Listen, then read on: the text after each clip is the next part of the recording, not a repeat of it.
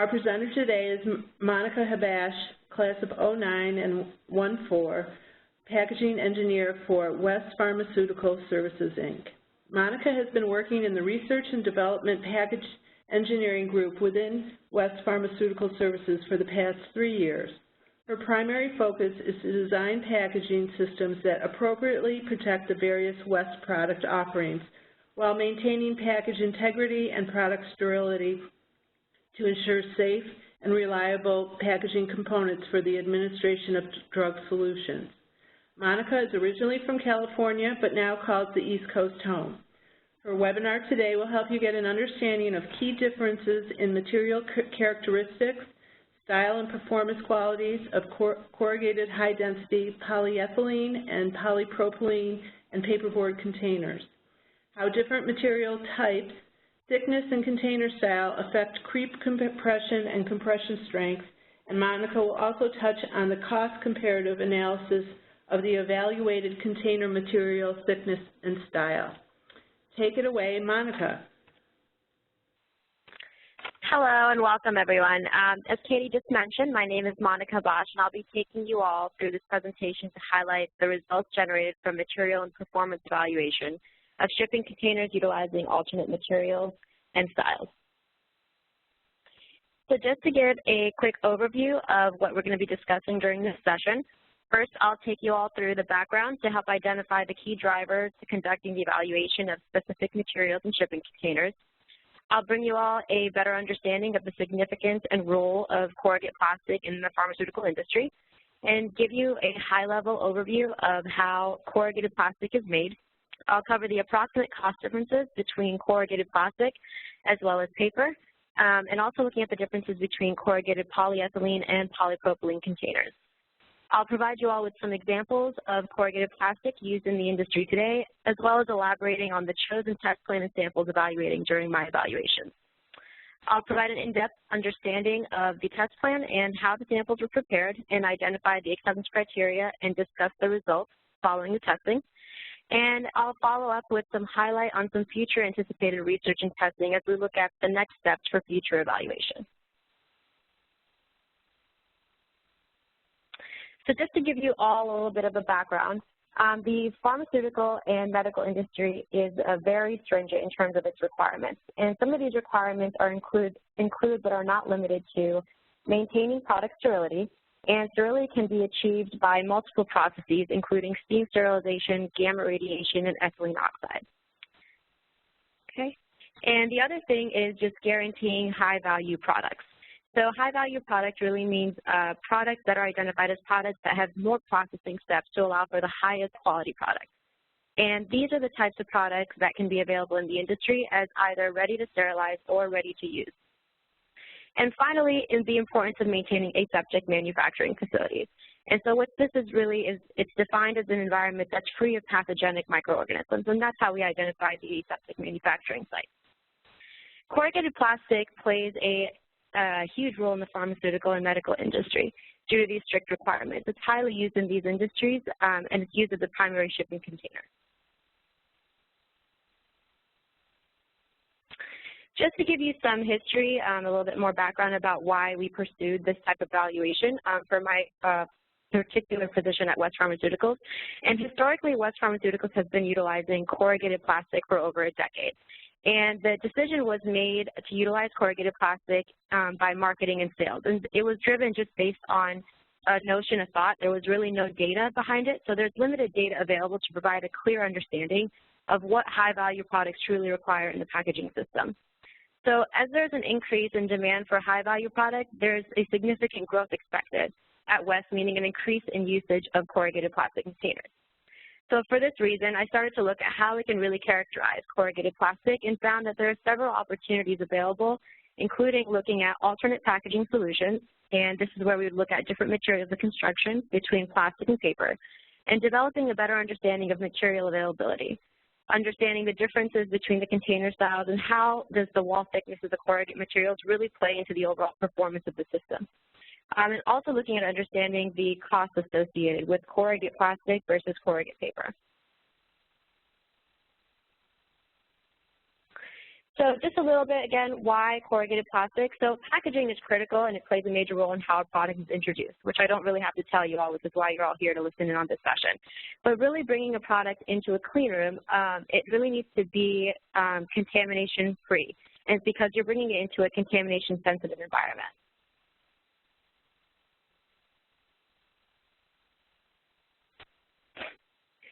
So corrugated plastic in the pharmaceutical and medical industry. And a majority of pharmaceutical medical companies have implemented aseptic fill finish manufacturing as it's essential to maintain the sterility of product. And it's extremely vital to keep particulate fibers and any other forms of contamination away from the product. It's important to understand that many of these products come in direct contact with active drug components that are later introduced into a patient's bloodstream. So that's why it's really critical to maintain that aseptic fill finish manufacturing environment, and that's how plastic corrugate really plays a huge role in this industry.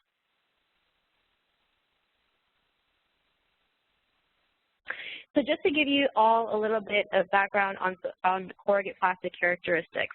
So here are some key characteristics that we find to be really important to corrugate plastic. So there's limited particle and contaminant because there's no use of glue or starch materials as compared to most corrugate paper containers. And this prevents the attraction of insects.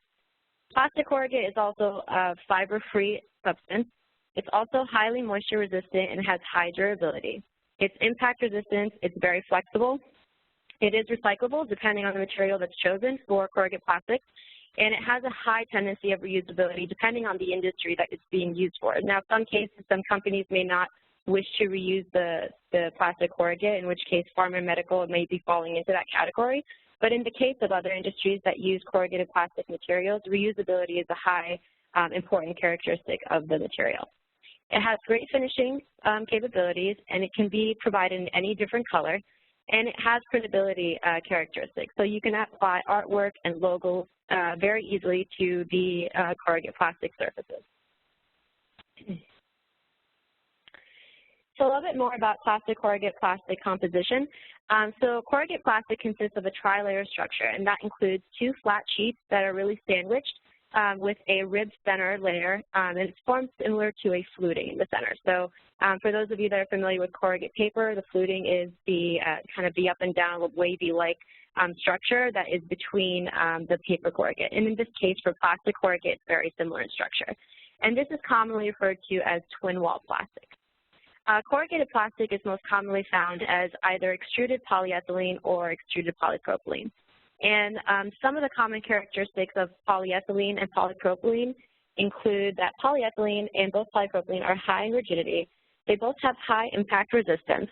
They both have low moisture absorption and high tensile strength, high chemical resistance, and a higher melting point. And some of the properties of polypropylene that are a little bit exceed those of polyethylene is that it has high stress crack resistance, as well as being abrasion resistant. So if we take a look at the corrugate plastic manufacturing process, we can see that, as you can see in the photo on the bottom right-hand corner, that molten plastic leaves the screw barrel system through an I-beam die. And that I-beam die is what actually provides the air that is blown through in, it's blown through the die in a channel type of structure, and that's what creates that flute structure that forms in between the twin wall plastic. And it's extruded at an infinite length, so there's no, there are no restrictions in terms of the length of the plastic material that's being extruded, but there are some restrictions on the width. And so it can be extruded up to 102 inches or 2,591 millimeters in width. The extruded plastic is cooled prior to it being cut into desired sheet size. So as it's being extruded, depending on whatever the die size or sheet size is that the customer needs, it'll be cut down to size just based on whatever the order is. The sheets are made to order, so they are cut down to as low as 1/16 along the edges. So there's very little scrap produced during the process. So there's a great scrap reduction in the process of making plastic. And again, the die is cut into the desired style, just depending on what the customer needs and wants are for the order. Looking at the cost comparison between corrugate plastic and corrugate paper. And corrugate plastic costs about 8 times more than corrugate paper. In terms of the different plastics that we mentioned before for polyethylene and polypropylene, Polyethylene is more readily available in the United States, whereas polypropylene is more readily available in Europe and Asia Pacific. So just to give you a little bit of background about the availability of the resin sources, as well as the differences in cost between paper and plastic. So as you can see, corrugate paper has a huge upper hand here in terms of cost if you're looking at a more cost reduction type of process.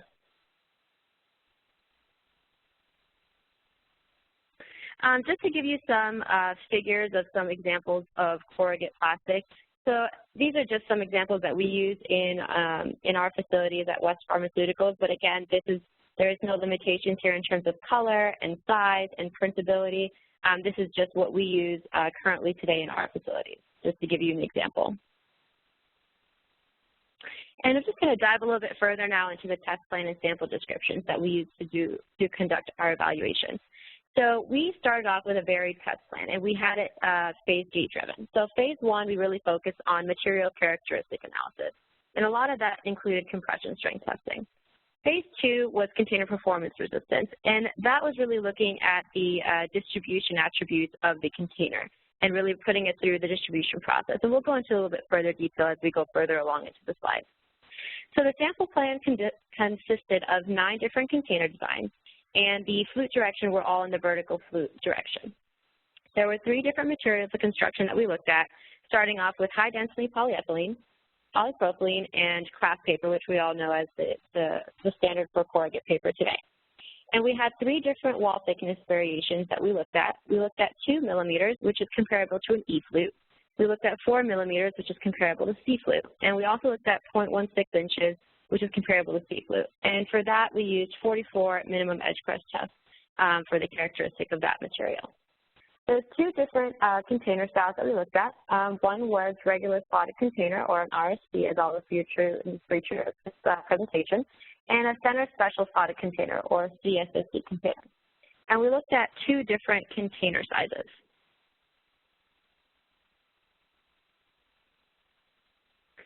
So for the container style, for those of you not familiar with the difference between RSC and a CSSC container, for an RSC, all flaps have the same length. So as you can see in the image depicted in the top, all the flaps have the same length and width when you look at it as a flat image.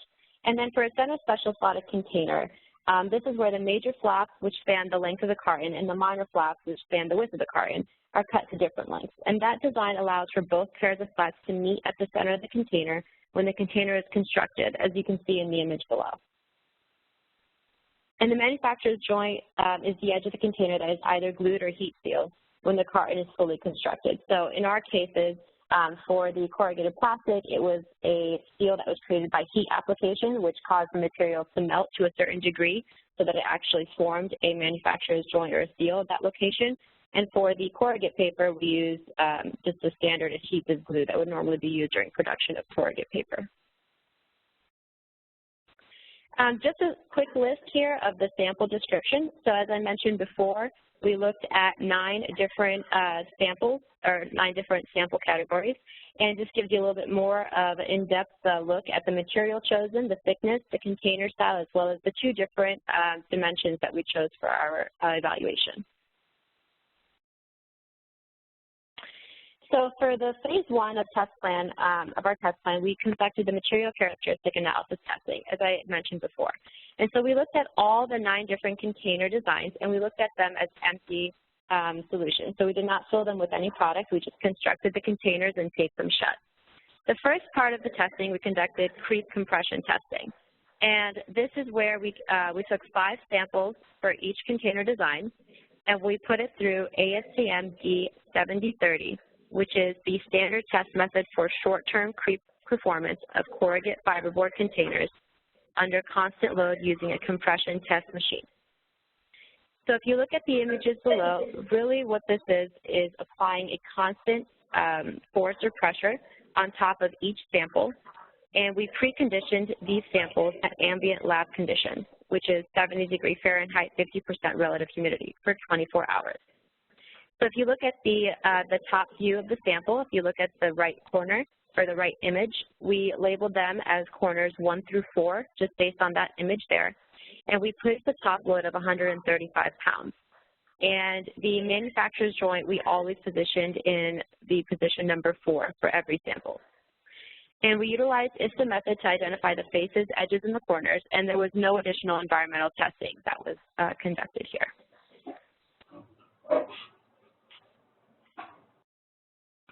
Could I please remind everyone to keep their phone on mute, please?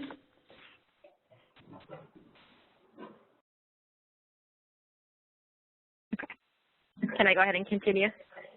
Yeah, go ahead. Okay. So now if we look at the next phase of the phase 1 testing, we did compression strength testing, in which we took 10 samples per container design, and we conducted ASTM D642. And this is a standard test for determining compressive resistive of shipping containers, components, and unit loads. And we utilized the ISTA method to identify faces, edges, and corners, and we did not conduct any environmental testing. So if you look at the parameters that we set it to, we did preconditioning again at ambient conditions, which is 70 degrees Fahrenheit, 50% relative humidity for 24 hours. We did a preload force of 50-pound forces, or 222 newtons. We did a stop force of 5,000 pounds, a stop deflection of 0.5 inches, and a test velocity of 0.5 inches per minute, or 12.7 millimeters per minute. And all of these parameters are really identified by the ASTM method, so we didn't deviate too much from the standard. We just followed our standard method depending on the Corrugate container that we were evaluating.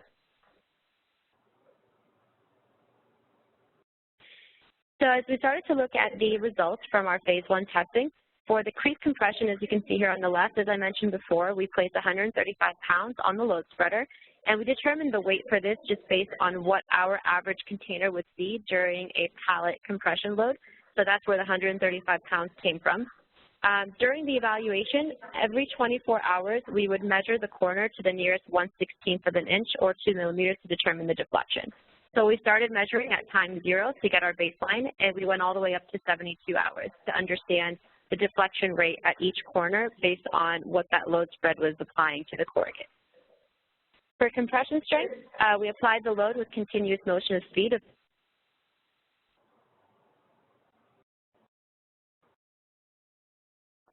Monica, are you there?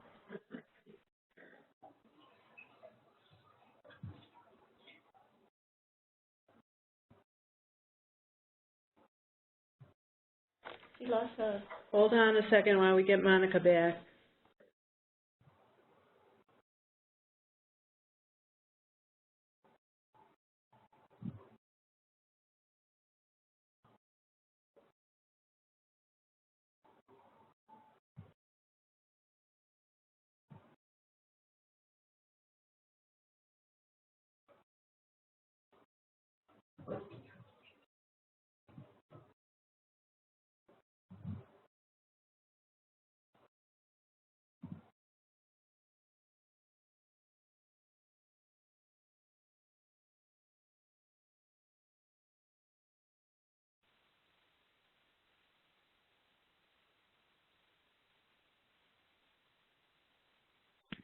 Can you hear me now?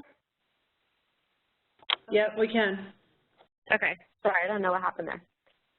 All right, so I guess we'll start again on the compression strength. I think that's where we left off. So for compression strength, as you can see on the right-hand side, we applied the load with continuous motion of speed at 0.5 inches per minute, as I mentioned before, based on the ASTM method and its guidance. And we tested it until failure, or until the specified load was reached. And once we completed each testing, we came up with a graph, as you can see on the right-hand corner, and that really gave us the compression force in pounds and the deflection in inches, and that was captured for each individual sample.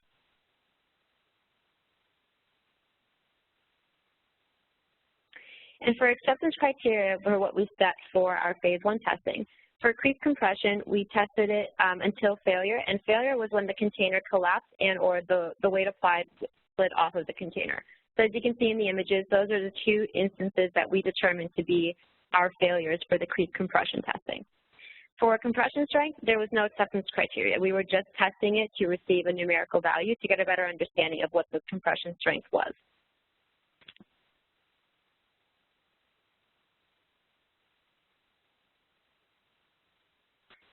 So for the crease compression results, as you can see in the table here, we had some pass and some fails.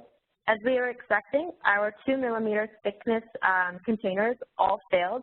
They failed at different time points. We had the one 2 millimeter CSC polypropylene that failed at 48 hours, so it went a little bit further than the other 3 2 millimeter thickness containers, and all the other containers passed. So all of the 4 millimeter containers, as well as the corrugate paper or craft container, all passed up to 72 hours, with very similar deflection in inches if you look at it. We had a little bit more deflection in the 4 millimeter RSC polyethylene and the 4 millimeter CSSC polyethylene. So we had a little bit better performance with the polypropylene material. Obviously, as we expected, the corrugate paper performed probably the best during this test. For the crease compression, we saw that the craft and 4 millimeter polypropylene containers in both the RSC and CSSC styles exhibited the least deflection and highest compression strength.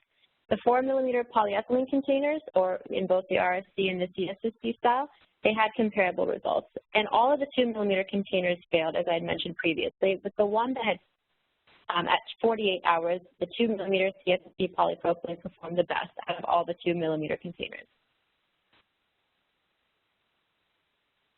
So a little bit more analysis on the phase 1 testing. As you can see here, for compression strength, we got to see what the average peak force was and average deflection was for each sample.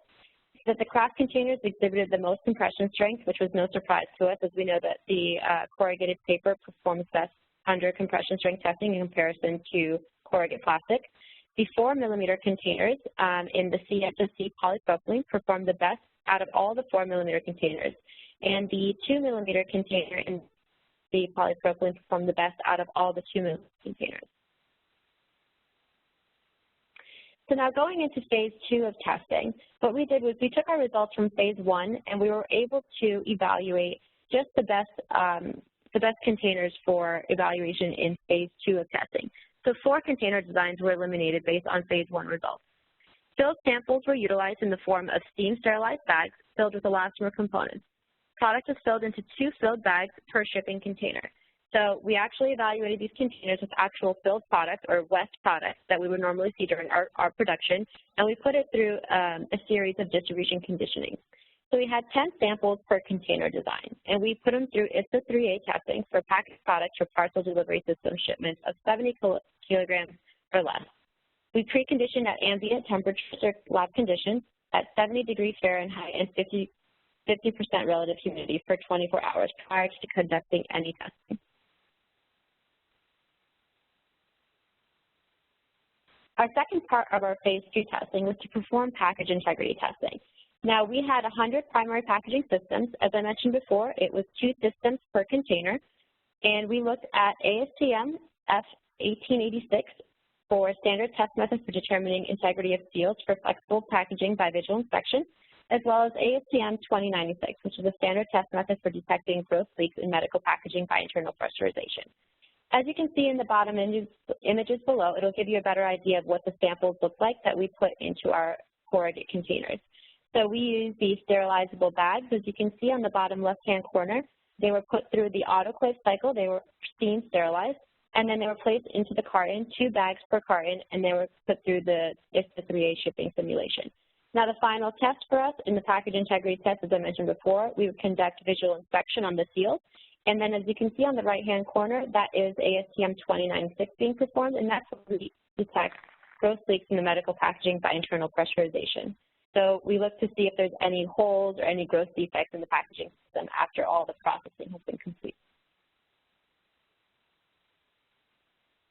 For distribution conditioning, as you can see here on the right-hand corner, we subjected the samples to drop and vibration sequences per ISTA 3A. We didn't deviate from the 3A series. We followed it as it was listed in the ISTA procedure. And we completed visual observations of the samples, making note of any physical damages to the container system. For our package integrity testing, we subjected the primary packaging system to visual inspection and internal pressurization. Again, here you can see a little bit more in detail what the visual inspection process looks like. It's all done by human eye and using appropriate lighting and an appropriate loop station. And then the internal pressurization on the right-hand corner where we subject the package, we submerge it underwater and pressurize it to see if there are any gross defects or leaks in the system.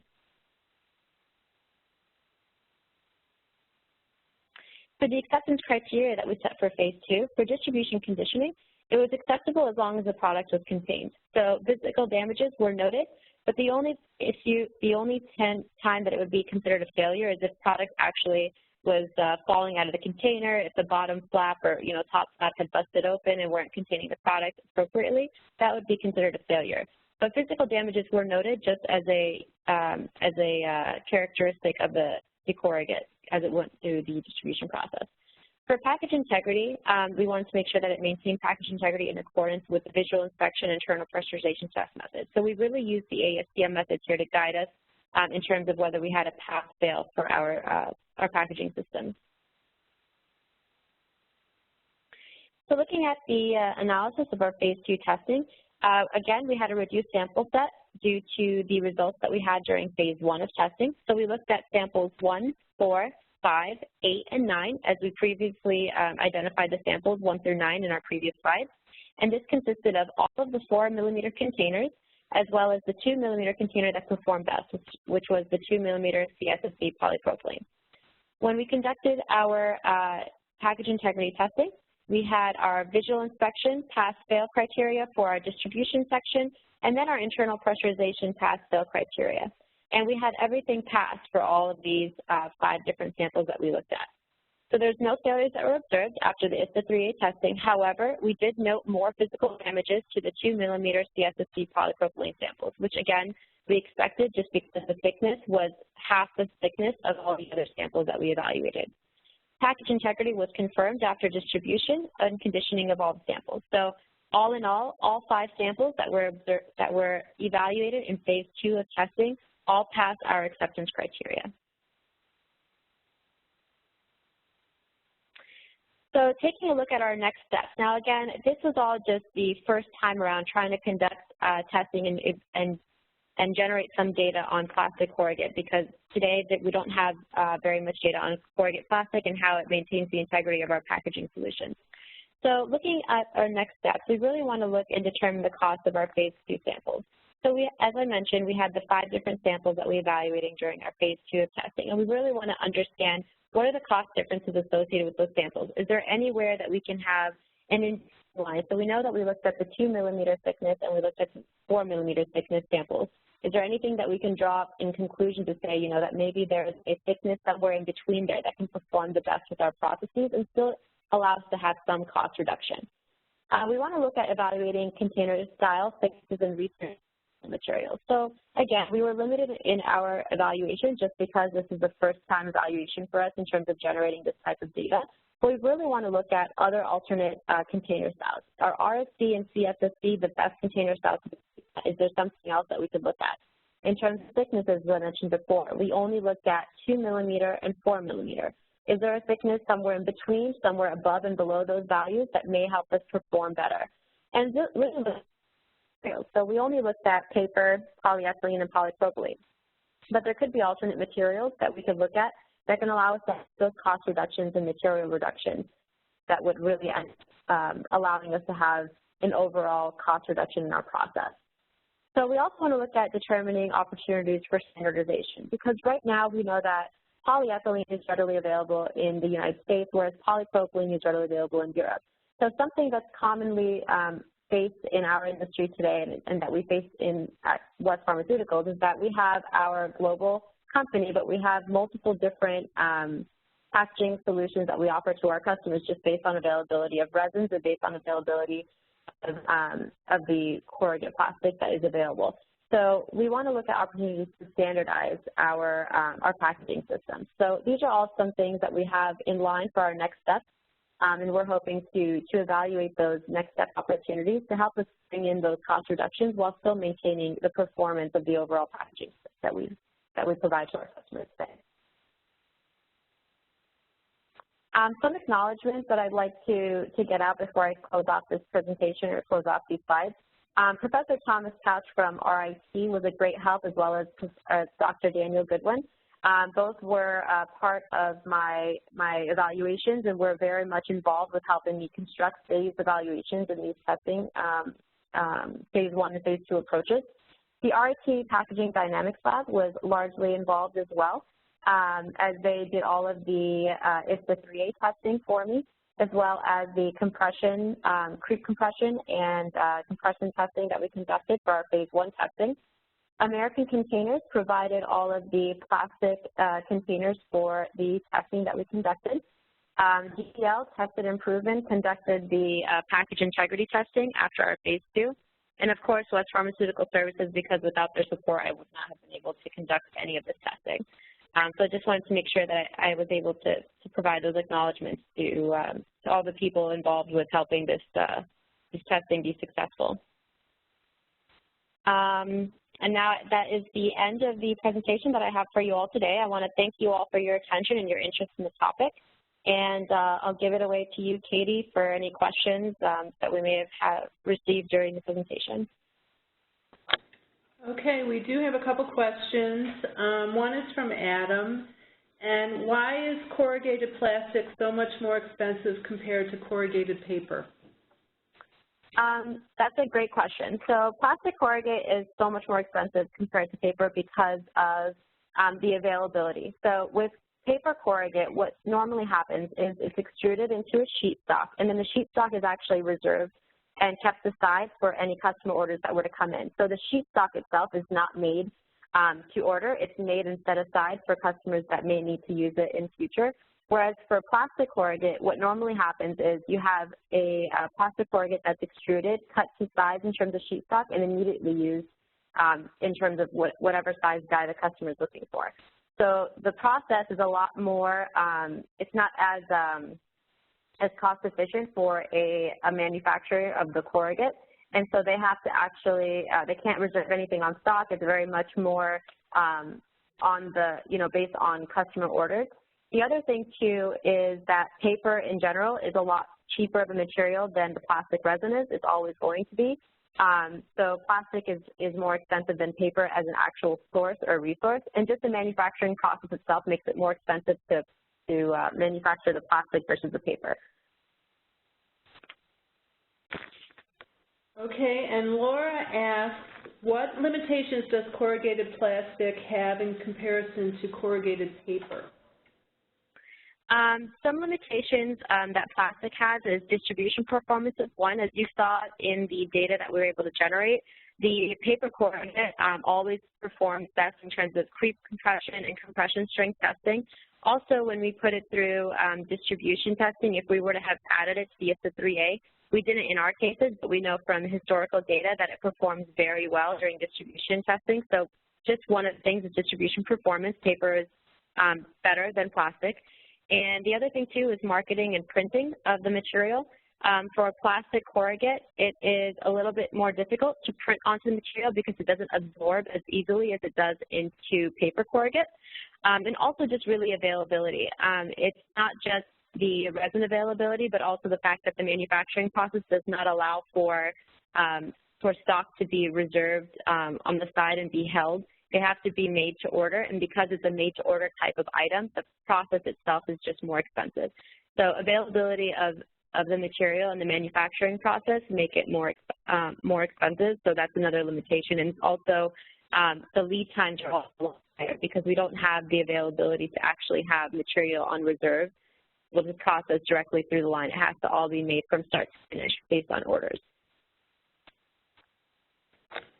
Okay, thanks, Monica. Dennis asks, which is more cost-effective to recycle, the paper corrugated or the HDPE? In terms of recyclability, both are actually recyclable. For HDPE, it's all made with one resin, and the HDPE, as you know, is the recyclability of number 2, so it's recyclable, easily recyclable all throughout the United States and all throughout, worldwide. The only problem that we face with plastic is that some facilities are not set up to easily recycle plastic materials. So we have some customers that push back on us in terms of recyclability. They prefer to have paper, but because of the industry, with the pharmaceutical medical industry and the fact that paper produces more fibers and particulates and can ultimately have contamination on your product, we cannot provide our product in paper. So in terms of recyclability, as long as the facility is designed to allow for recycling materials, there is no difference in terms of recyclability. because it's a material that is very, very commonly used today, not just in plastic corrugate, but in many other aspects of the industry. So it's very easy to recycle in comparison.